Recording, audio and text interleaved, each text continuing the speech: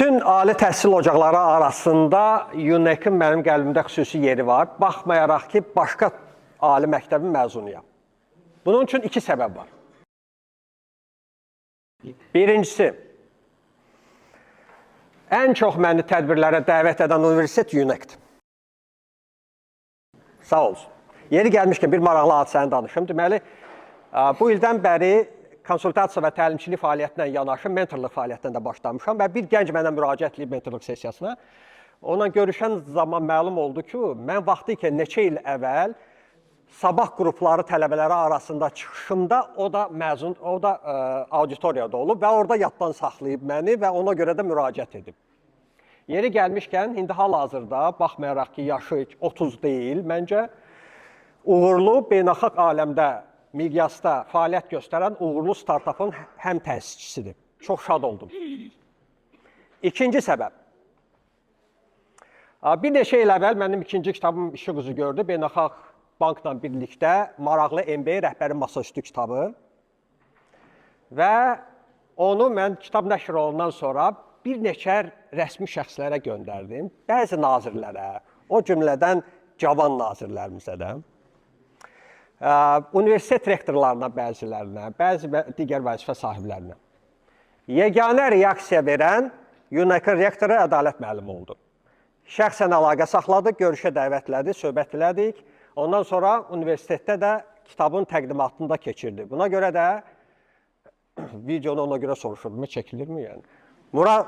Ədalət Muradova öz təşəkkürümü bildirirəm, minnətdaram. Təşəkkürlər.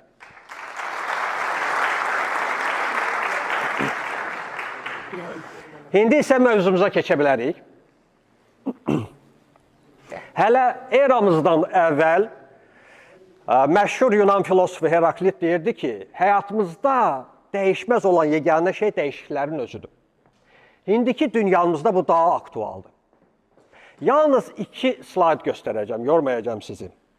Birinci slayd texnologiyaların cəmiyyətə sirayət etmə sürətini göstərir. Texnoloji cəhətdən ən inkişaf etmiş cəmiyyət ABŞ sayıldığı üçün son 150 il ərzində ona görə Amerika cəmiyyəti əsasında götürülüb ki, texnologiyalar əhalinin 25%-nə neçə il ərzində sirayət edib. Fikir verirsinizsə, birinci elektrikdir. Amerikalıların 25%-i 19-cu əsrin ortalarında 46 ildən sonra istifadə etməyə başlayıb, 25%-ə çatıb istifadə. Get-gedə bu proses sürətlənir. Sosial media 2007-ci ildə 5 ilə 25%-li nüfuza çatdı. İndi hal-hazırda bu daha qısadır. ChatGPT düşünürəm ki, bir neçə ay ərzində artıq 25% həddə gəlib çatıb. Və ikinci slaydımız. Üzürlü sayını çox kiçikdir, yəni o qədər də uğurlu alınmayıb. 2000-ci ildə və 2025-ci ildə Amerikanın, ABŞ-ın ən iri 20 şirkətidir. İki maraqlı cəhət var. Birinci odur ki, iki siyahıda təkrarlanan şirkətlər tək tükdür. Təsəvvür edirsiniz, 25 ildən sonra ən iri 20 şirkətdən cəmi bir neçəsi qalıb bu siyahıda.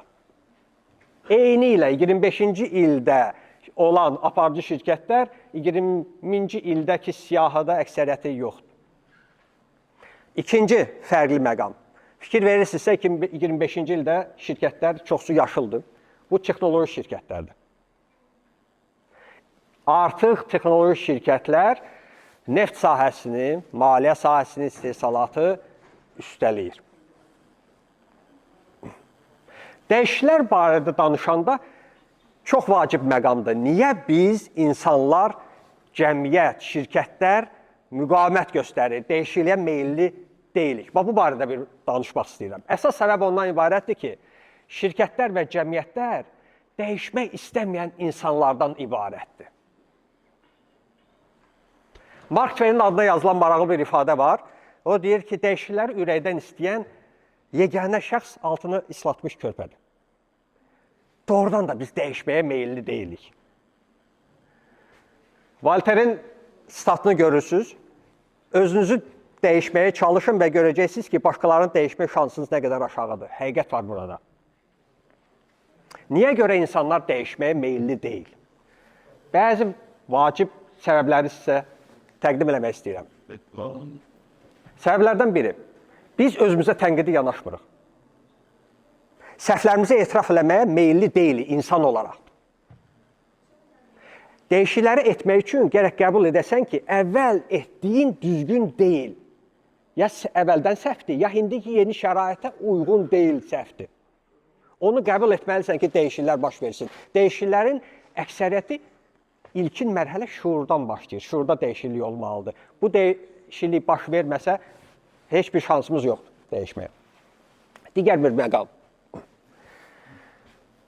Bir çoxları qeyri-müəyyənlikdən qorxur. Bu da təbiidir. Bizim instinktimiz səviyyəsində bu oturub bizdə. Qeyri-müəyyənlik təhlükə kimi baxırıq. Dəyişiklik bizə nə gətirəcək bilmirik. Ona görə də qorxuruq.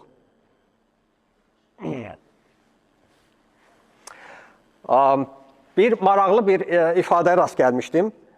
Deyirlər ki, insanlar niyə dəyişikliyi sevməlidir? Axı, yaxşı bir şey olsaydı, onlarla dəyişikliklərin idarə edilməsi, change management nəzəriyyələri olmazdı. Yaxşı bir şeyi insanları inandırmaq üçün ciddi bir nəzəriyyəyə ehtiyac varmı, yoxmu? Əslində, kökündə bir səhvlik, yanlışlıq var bu fikirdə. Bir maraqlı məqam da deyim, dəyişiklikləri həyata keçirən insanlar, qurumlar, şirkətlərə nə qədər insanların etibarı çoxdursa, bir o qədər dəyişikliyə daha çox meyilli olacaqlar. Və tərsinə. Çox ciddi bir faktordur. Növbəti bir səbəb. Elementar tənbəlliyimiz. Bütün dəyişikliklər insanları komfort zonasından çıxarmağı sövq edir. Yeni vəziyyətə gətirməyə sövq edir. Və biz insan olaraq daxilimizdə komfort zonadan çıxmağa meyilli deyilik. Bunun günahkarı bilirsiniz. Nədir? Bizim müəyyən mənada ən tənbəl orqanımız olan beynimiz. Beynimiz bədənimizin cəmi çəkisinin 2%-ni təşkil edir, amma enerjimizin 20%-nə kimi sərf edir. Ona görə hər yerdən çalışır ki, enerjidən qənaət eləsin. Biz idmana getmək istəyirik, beynimiz deyir, nə evə lazımdır? Boş ver. Güclə yığmışıq bu piyləri, sizə ağır dövr olanda sizə lazım olacaq bu. Ona görə beyinlə müqavimət aparmaq o qədər asan məsələ deyil. Növbəti məqam.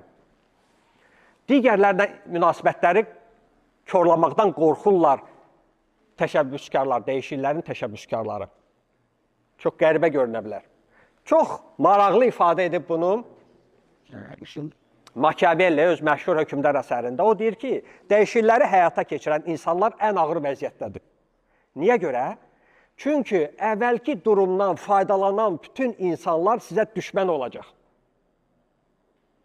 Amma yeni qayda, dəyişiklik nəticəsində meydana gələn yeni qaydadan faydalanacaq insanlar isə sizə soyuq münasibət göstərəcəklər. Niyə? Çünki hələ bilmirlər bu dəyişikliklər onlara nə fayda, ziyan gətirməyini. Başqa bir məqam. Biz müəyyən tərzdə yaşamağa, işləməyə öyrəşmişiksə və adətən bu uğurlu olubsa, dəyişməyə meyilli olmuruq ki, çünki başa düşmürük, niyə dəyişməliyik? Çox insanlar tanıyıram, şirkət sahibləri, təşkilçilər, hansı ki 20 il, 30 il, 40 il eyni cürə idarə etməklə məşğul olublar və deyirlər, mən uğurlu olmuşam bu vaxta qədər, niyə dəyişim ki? Artıq indiki şəraitə idarə etmə uyğun deyil, o insanlar qəbul etmək istəmirlər. Qəbul edəndə bəlkə də artıq gec olmuş olacaq, fürsətləri əldən vermiş olacaqlar. Və sonuncu bir məqamı da qeydləmək istəyirəm səbəblər barədə. Hər bir dəyişiklik obyekti mürəkkəb sistemdir. İstər insan olsun, istər şirkət olsun, istər cəmiyyət olsun. Sistem isə öz tarazlığını bərpa etməyə çalışır. Biz riyazi rəqqas təsəvvür eləyin, maetnik. Hərəkət elətdiririk onu, tarazlığını pozuruq. Bir müddətdən sonra, hərəkət edəndən sonra qayıdır öz tarazlığına. Düzdürmü?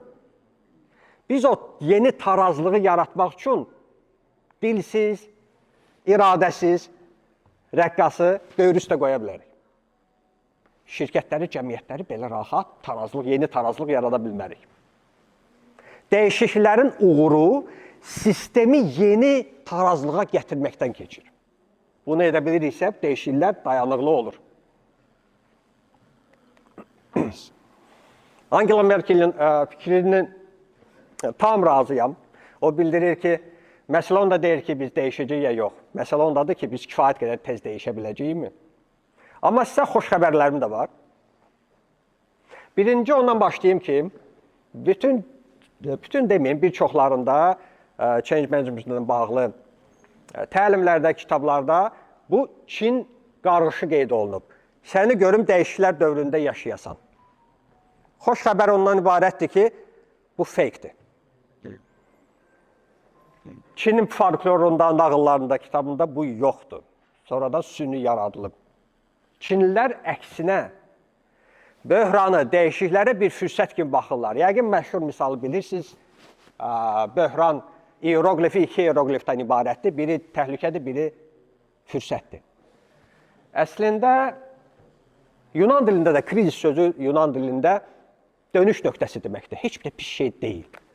Dəyişikliklər düzdür, həmişə krizislə bağlı olmur, amma bir çox hallarda bir-birinə bağlıdır. Dəyişiklik fürsət imkanıdır. Hər bir dəyişiklik özündə ciddi inkişaf fürsətləri yaradır.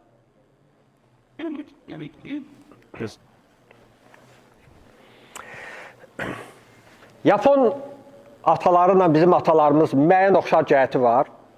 Düşünürəm ki, bununla da oxşarlıq bitir. Burada bildirirlər ki, bizim atalar sözündə gəzən ayağa daş deyər. Yaponlarda da oxşar misal var ki, yalnız çarpayıda uzanan heç vaxt güdürəməz. Doğrudan da bütün dəyişikliklər özündə müəyyən səhvləri ehtiva etməlidir. Bu normaldır. Bununla bağlı xüsusi korporativ mədəniyyət var, səhvlər üzərində öyrənmə mədəniyyəti. Və o təşviq edir ki, Duke Universitetinin professoru Sim Sitkinin adlandırdığı ağıllı səhvlər çox olsun. Necə səhvlərdir? İnnovasiya, yenilikçilik uğrunda edilən səhvlər ağıllı səhvlərdir. Nə qədər çox olsa bizim həyatımızda, şirkətlərin həyatında bir o qədər inkişafa meyilli olacaq. Bir o qədər yeni innovativlik yüksək olacaq. Digər bir məsələ, birinci çıxışçımız Rəşad bəy bunu da qeyd elədi. Çox şadam ki, o məsələni qeyd elədi. Proaktivlik çox önəmlidir, tövsiyə etdiyim məsələdir. Özüm də çalışıram, buna riayət edeyim. Nədir proaktivlik? Qabaqlayıcı addımlar atmaq. Mən bir çox sahələri kurasiya etdiyim üçün son 20 il ərzində başqa sahələrlə yanaşı insan resursları sahəsini kurasiya etmişəm. 5000, bəlkə də 10.000 müsahibə keçirmişəm və gənclərlə çox görüşmüşəm. Təsəvvürləyin, çox sadə bir misallar gətirim. Proaktivlə onun tərsinəsi reaktiv insanlardır. Gəlirlər müsahibəyə, çox sadə bir bacarıq deyim. Məsələn, Excel biliyi. Sual verilir ki, Excel biliyini bilirsiniz? Bir tələbə deyir, bilirəm və onu nümayiş etdirir. Digər böyük əksəriyyəti iki ən məşhur cavab. Deyim sizə, istifadə eləməyin o cavablardan. Bir cavab odur ki, mən tez öyrənirəm, bir ay imkan verin, öyrənəcəm. İkinci cavab olur ki, hələ gələn həftə ilə planlaşdırırdım yazılmağa Excel kursuna. İnandırıcı səslənmir yəni. Üstünlük verilmir. Kimə verilir? Proaktiv insana üstünlük verilir. Artıq o bir addım qabaqda olur digərlərindən müqayisə. Düşüncə çevikliyi çox önəmli məqam dəyişikliyə uyğunlaşma bacarığıdır. Öyrənmə bacarığıdır. Daim öyrənmə məsələsi çox önəmli bir məsələdir. Bizim indi şansımız yoxdur ki, eyni biliklərlə, eyni bacarıqlarla ömrümüzü axırına kimi davam edək. Bir neçə ildən bir bunu yeniləməyə hazır olmalıyıq. Yekunda bir sınaqdan keçirdiyim, özüm də sınaqdan keçirdiyim bir dəyişiklik modelini təqdim etmək istəyirəm. Əslində modellər çoxdur. Ən effektivi, ən sadəsini bunu görürəm. McKinsey Influence modelidir. Bir, öz sahəsində ən iri bir şirkətdə həm konsultant, həm təlimçi idim. Feedback mədəniyyətinin inkişaf etdirilməsi üzrə. O da dəyişiklik layihəsidir. Və bu modeli əsas götürdük, başladıq fəaliyyətə. Birinci mərhələ anlatma və inandırmadır. Bütün dəyişikliklər, bütün modellər məhz bu mərhələdən başlayır. Anlatma və inandırma. İnsanlar niyə dəyişməli olduğunu qəbul etməsələr, başa düşməsələr, inanmasalar dəyişiklik etmə şansı yalnız məcburiyyətlə ola bilir, dayanıqlı olmayacaq. İkinci məsələ, rutinə çevrilmədir. Dəyişikliklər gündəlik həyata daxil olmalıdır. Gündəlik prosedurlara şirkət, insanlar bununla yaşamalıdır. Biz nə eləmişdik? Feedback mədəniyyətindən bağlı ümumilikdə prosedur qeydləmişdik, yazmışdıq detallı, kim verir, nə vaxt verir, hansı tipli verir, hansı modellərdən tövsiyə olunur istifadə edilməsi, necə qeydiyyat aparılır, kim monitorinq edir və s. məqamlar. Üstəlik, digər prosedurları da inteqrasiya olmuşdu. Performansın idarə edilməsi proseduruna, rekruting proseduruna və s. gündəlik həyat tərzinə çevrilmişdi. Üçüncü məqam, öyrədilmədir. Dəyişiklik etmək üçün insanlar bilməlidir ki, yeni şəraitdə necə davranmalıdırlar. Və bu şirkət bütün rəhbərlərinə təlim keçdi. Team liderdən tutmuş idarə heyətinin üzvünə kimi hamısına təlim keçdik. 200, təxminən 60 nəfərə. Və bu yalnız bir element idi öyrədilmənin, digər elementlərdə mentorluq daxildə və s. var idi. Və dördüncü mərhələ role modelingdir. Ən çox dəyişiklikləri gözdən salan elementlərdən biri, birinci şəxslərin dəyişikliklərin elan olan dəyişikliklərə uyğun fəaliyyət göstərməməsidir, onları zid fəaliyyət göstərməsidir. Əməkdaşlar rəhbərlərə baxır. Tələbələr rektorata baxır. Təbiidir, belə də olmalıdır. Və rəhbərlər, birinci şəxslər, digər rəhbərlər, orta rəhbərlər nümunə olmalıdırlar bu dəyişikliyə. Bu həddən artıq ciddi bir məqamdır. Müsbətdir də, müsbət təsirlir, mənfisi də mənfisi. Bununla bitirmək istəyirəm çıxışımı və sizə hamınıza arzulayıram ki, dəyişikliklərə sevinəsiniz. Dəyişikliklər sizə fürsət gətirir. Sağ olun.